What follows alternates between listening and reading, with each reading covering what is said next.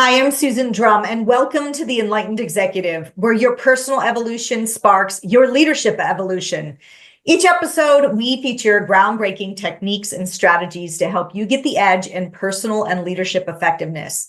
This episode is brought to you by Meritage Leadership. At Meritage, we strengthen leaders and empower teams to achieve high performance.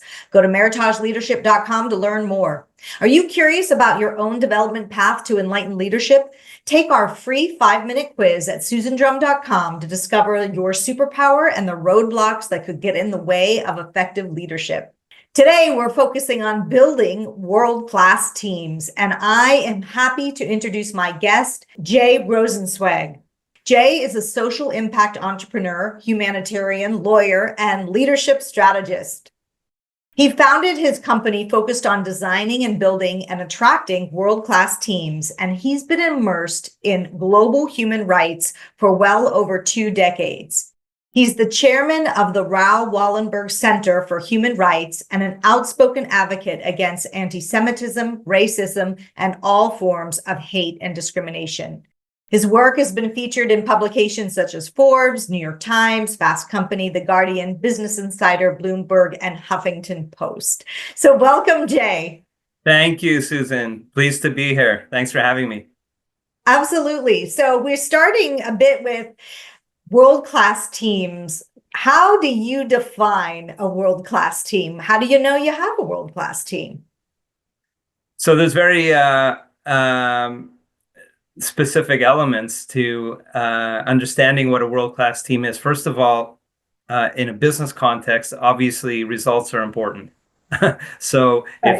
if you're part of a business that continues to grow, continues to innovate, even in such a competitive landscape, has a brand that is unmatched, then you know you're doing something right. But it's not only about great sales results and great profitability. You also want to have a team that's cohesive and that has people who are very focused on a common goal and are motivated by the impact that they want to have in the world. More and more young people care about impact. So I'll say one last thing on the notion of world-class teams. People have been asking me of late about the notion of kind of the bad apple within the team-oriented environment who actually has great results, who might be your best salesperson. How do you handle such a situation? And I always say, you know, you could lose that first-class status real quickly if one bad apple begins to rot others around them. So you need to take that out, even if the results are good. So it's a nuanced thing, but I'd say generally speaking, that's how I would define first-class, world-class teams. You know, you bring up such a good point because I've seen that as well, where it seems like there's always one really difficult person. Now, here's the thing. Is that difficulty actually creating healthy conflict on the team, that where the team is pushing its boundaries, or is it destructive? And that's the determination you need to make as a leader, and really look at biases, look at perspectives, get some other feedback around that. But if you do determine there is this person just as an individual contributor produces so much, but there's so much shrapnel on the rest of the team, but I still don't know that I could fire. What I see happen is leaders are just not really getting a full picture of the cost of that shrapnel and what could potentially happen if you replace that with a person who could actually get a cohesive team and work more effectively. Is that your experience too? I think that's absolutely right. Which brings me to kind of another point, and that's the importance of perception. To be a successful person in life, I find people are very focused on expression, and expression is very, very important. We all know how important communication is, but if we're over-indexed on expression and not spending enough time on perception, there's a lot of blind spots that we may not be aware of. So leadership also requires a very healthy dose of perception, which means a level of humility to be able to really ask people's advice who are around them and really observe what's real. And being true to oneself is very, very important as well. Yeah, and some deep listening skills as well. Precisely. I think leaders think that they need to be the person talking all the time. And actually, some of the best leaders that I know spend far more time listening and then speaking. That's right. Right? Well, So you one might of the think about where you fall in that category. I spend a lot of time with founders of businesses, helping them scale their ventures to next levels. And one of the first things I recommend to young leaders, and I do this myself, is when you're in meetings, try to be the last one who speaks. Get everyone's opinion, welcome everyone's opinion, don't shoot anything down. Create an environment where people are not uncomfortable to sincerely speak the truth. And then once you gather all the data, then you can say a few words, and perhaps point the team into the direction that you think would best fit. But that doesn't require a lot of words. I find that someone who talks too much sometimes actually loses the respect of others, because people might wonder, like, why is there an insecurity here? Why does this person just chatter nonstop? Like, I think there's a certain almost mystery when you're in the room as a leader and you're actually quite calm and disciplined, and you're not the one who's speaking the most. So I think those are some very interesting things that might appear as counterintuitive to younger people. Yeah, I think so. Tell me, is there a particular methodology that you use in building a high performance team or a framework? So it's interesting. Something that's front of mind for me right now, you may have seen, I've been advocating for women in leadership for many, many years. In fact, I do a report called the Rosenzweig Report on an annual basis, commenting on and doing a survey on top women in the corporate world. And in Canada, just as an example, when I started doing this survey in 2006, I thought the percentage of women in top roles would be low, but I didn't realize how low. It was 4.6%. And I determined to keep working on this project year after year until hopefully one day I work my way out of a job. The good news is this year, for my 20th anniversary edition, the number has tripled. But it's still way too low. That means that there's still 87% of the top jobs are still held by men. And it got me thinking, as someone who's in the executive recruitment space, how can I ameliorate this situation?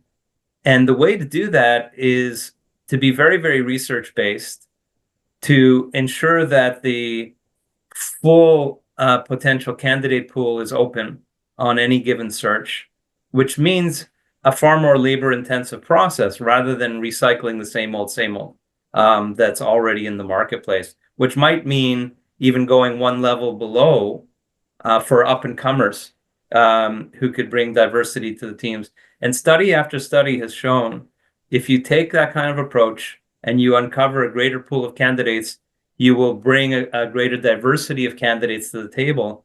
And McKinsey studies have shown this, Harvard studies have shown this, that the more diversity around the boardroom, the greater the business results. Because if you have, let's say, 12 70-year-old white men, determining the future of a major consumer business, you'd think that there's, to use my earlier term, a little bit of a blind spot in terms of what the consumer really needs and consumer really wants. So a long-winded way of me saying research. So we're not so much a search firm or a research firm. And we encourage corporations and others in our field to take that kind of approach, because if you do, you'll uncover outstanding candidates who will bring incredible results to the table for you. So let's take a typical leader, maybe a senior leader in an organization or an entrepreneur. What suggestions do you have for them to broaden their pool, to create more opportunities, to think about who could be best on the team? Because you're right, I think people take a shortcut sometimes. Yeah, you need to be creative. I'll give you a story. One of the big banks came to me a number of years ago, and they said, we've been using a lot of recruiting firms. We're working internally, and we're really struggling to find a senior marketing person who could do something different for us, who can really innovate within the banking sector. So I asked them, well, what have you been doing up until now? Where have these candidates been coming from? Well, they've been coming from other banks. So my response to them at the time was, well, if they're coming from other banks, you're recycling the same old, same old. Really, from a marketing standpoint, which area of the bank is most important? And it's retail.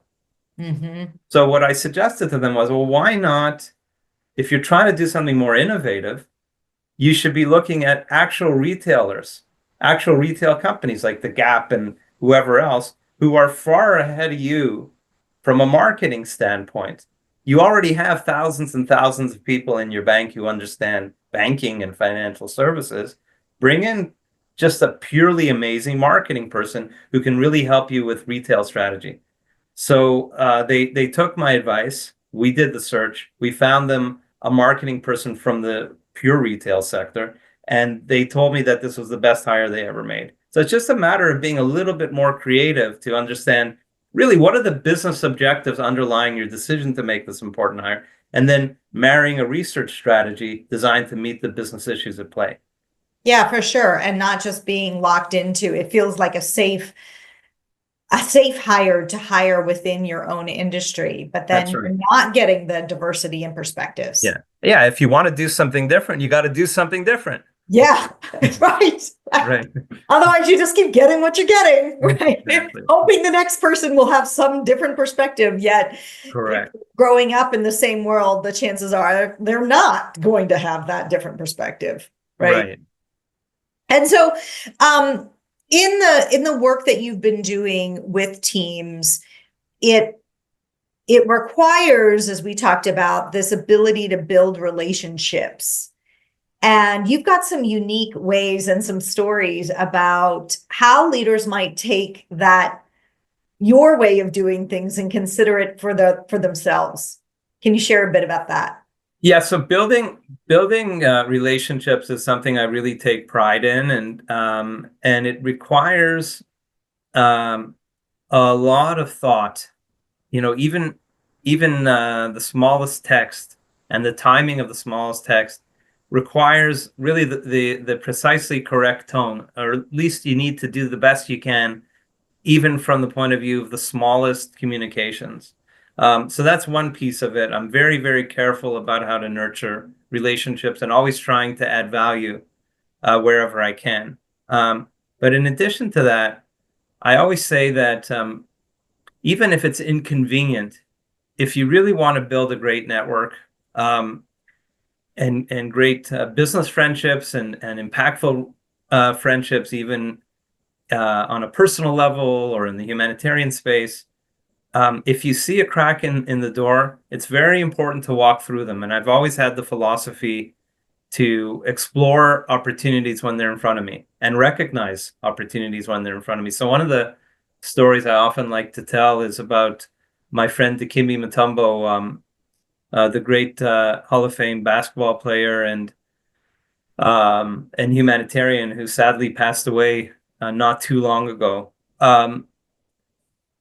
It was NBA All-Star Weekend in Toronto, and the NBA really wanted to see if they could get one of the senior people from our Canadian government to participate in their weekend political dialogue that they typically have as part of their NBA weekend package. So they asked if I might be able to secure Prime Minister Trudeau at the time. So I called the Prime Minister's office, and they indicated that he would have loved to do it, but he's not available. But they suggested Chrystia Freeland, who ultimately became the Deputy Prime Minister of Canada. She's now running for the Liberal leadership. And because of that little bit of help that I gave the NBA, they then invited me to the entire weekend, which was a wonderful experience. I brought my son to all kinds of festivities, and went to that political panel that weekend.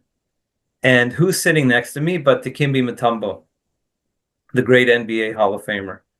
And we immediately hit it off, and we realized that we had much more in common than our towering height, which we had a big laugh about. He's 7'3", I'm 5'9". And we agreed we'd stay in touch. Right. A few weeks later, I'm at my desk on a Wednesday night, and the phone rings, and Dikembe, in his very distinct voice, is on the other end. Jay, it's Mutombo. I said, "Oh, hi, Dikembe. So nice to hear from you. How are you doing? I'm going to be in New York tomorrow. That's not too far from Toronto. Meet me for dinner in Manhattan."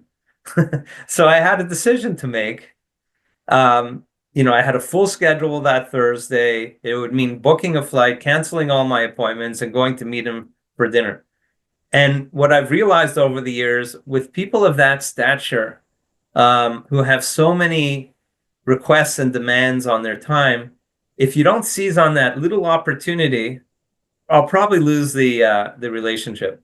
So I decided to clear my deck. I met him for dinner in Manhattan. We hit it off even further. We developed a beautiful relationship. He joined my advisory board. I involved him in some tech opportunities. I introduced him to some friends to help him with his foundation. And it became a beautiful, beautiful relationship. Most importantly, on a personal level, because I really love the man.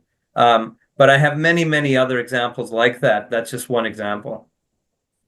So I'm assuming you're in some ways using your intuition to decide this is going to be worth it. I'm going to, Absolutely. right. Absolutely. I need to invest in there. I'll give you one more shorter example. And I won't drop names. But I was in Davos last year, and I had an opportunity to speak at one of the AI pavilions on the future of AI. It would have been very good content, and it would have been a really nice opportunity. But the night before, I get a text from a very, very prominent CEO of a tech company saying, "Jay, I'd love you to join me at my private lunch." Also, of course, in Davos. And it's a very, very special thing that we do every year. So I had a decision to make. That's an intuition one. Right. Do I stick with my talk, or do I go to this lunch where I knew there'd be a bunch of other people around the table who would be great to connect with?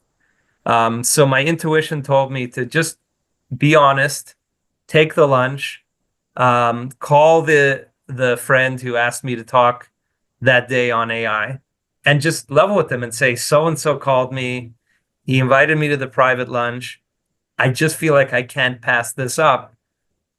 What would you do? And he's like, no, Jay, man, you got to do it. Go for it. And it turned out to be absolutely the right decision. And I found ways to make sure that my relationship with the AI person who I turned down for my talk, remained intact. And to this day it is. I'm on his advisory board, and it's all good. So yeah, you do sometimes have to make difficult intuitive decisions, but the key is actually listening to your intuition.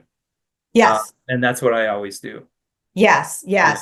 And handling everything with integrity is the other piece I heard with that, where how you handled with the AI, you were saying, "Oh, I just got sick. I have to." And being straightforward is always because once you start with untruth or slight untruths, then you waste so much energy keeping up with that untruth that it's not worth it, number one. And number two, you just want to live with integrity anyway, most importantly.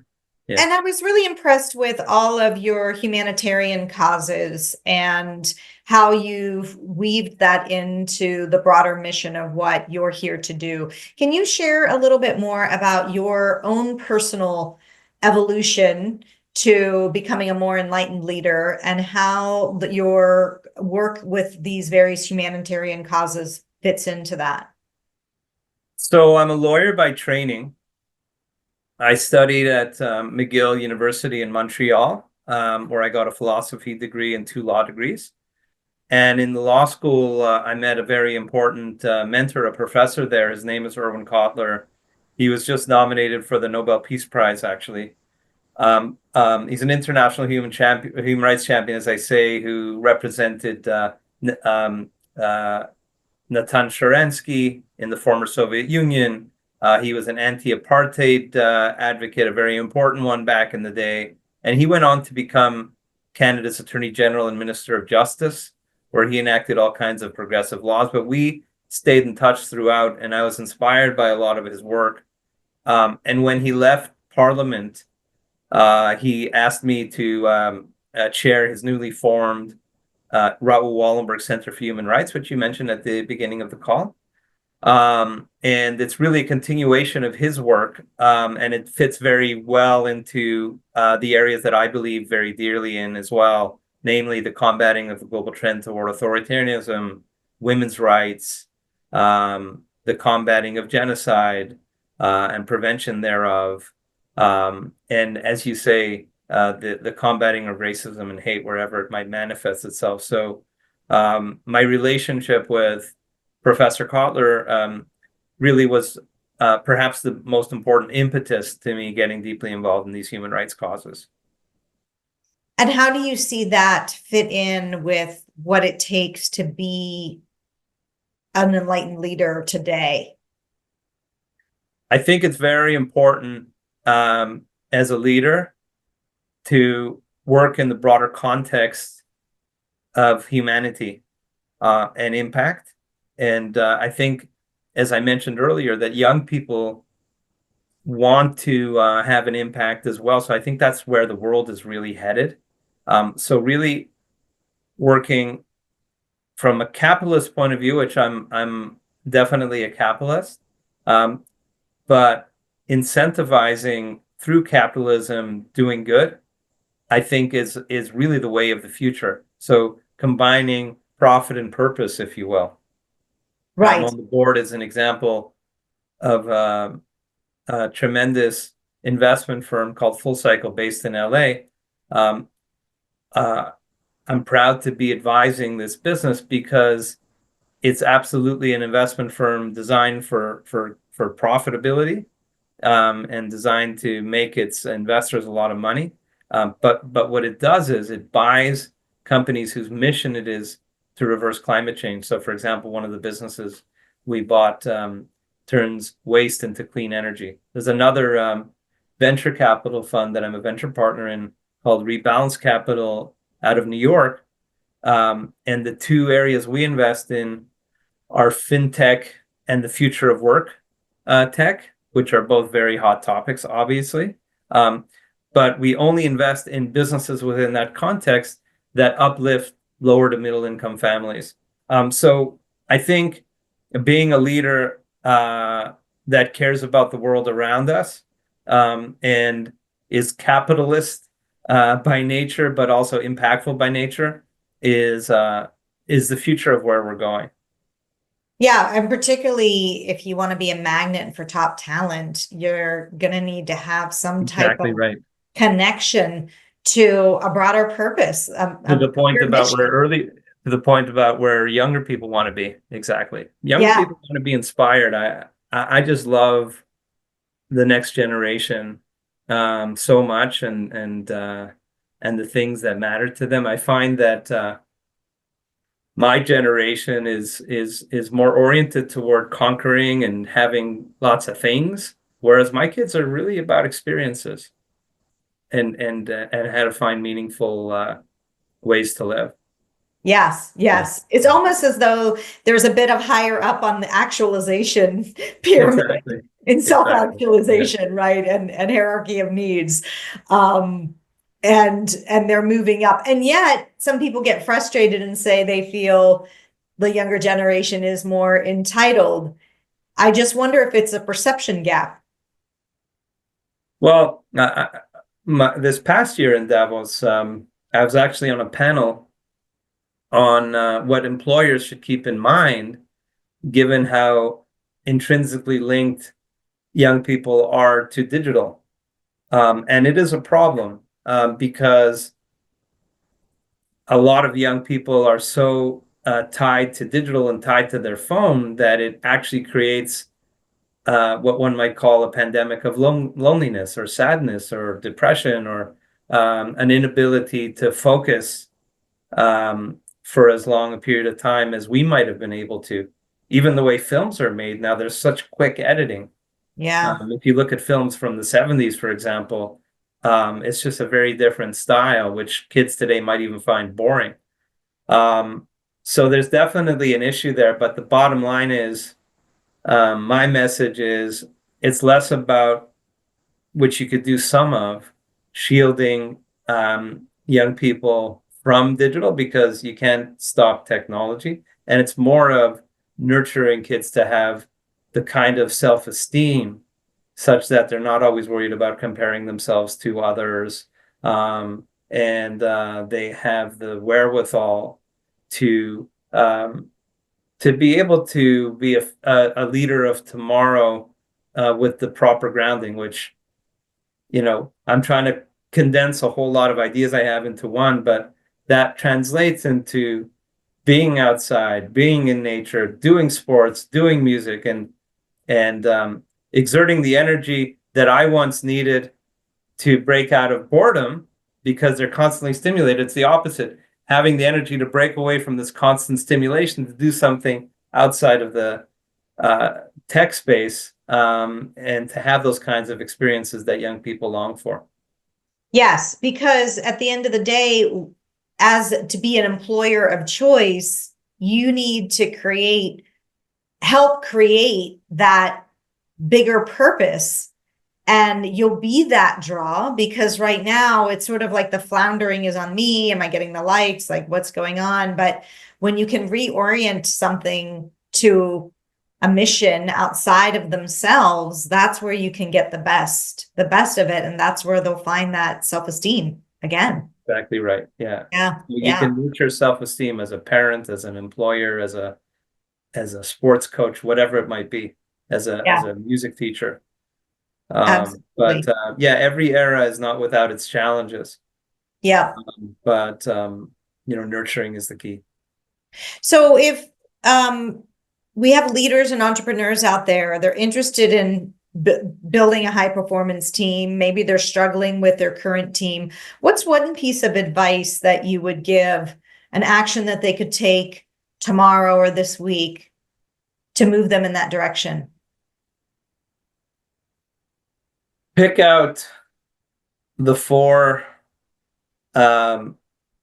employees that you respect the most, and ask each and every one of them to be brutally honest with you about areas that they may have been hesitant to mention need improvement within your business, and seek out that advice and act on it. That's great. Yeah, that kind of what's going on in the business. And I would even broaden that also in terms of my leadership and how I'm leading. It's all part of it. Business. Absolutely. and Exactly. and myself as a leader. Yeah. I would include that as part of the question. Yeah. I love it. I love it. That's excellent. Well, thank you so much for joining us today. Where can people learn more about the work you're doing in the world?